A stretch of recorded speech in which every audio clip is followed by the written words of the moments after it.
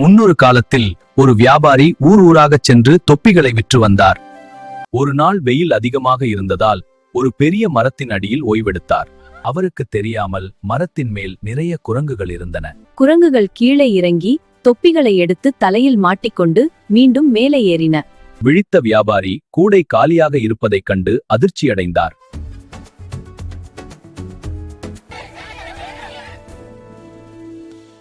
ஓ, இப்போது புரிகிறது. அவை நாம் செய்வதை பின்பற்றுகின்றன. ஏய் குரங்குகளா, இதை பாருங்கள்! அவர் செய்வதை குரங்குகளும் அப்படியே பின்பற்றின.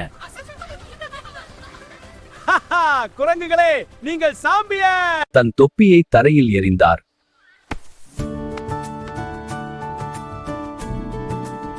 இந்த குரங்கு!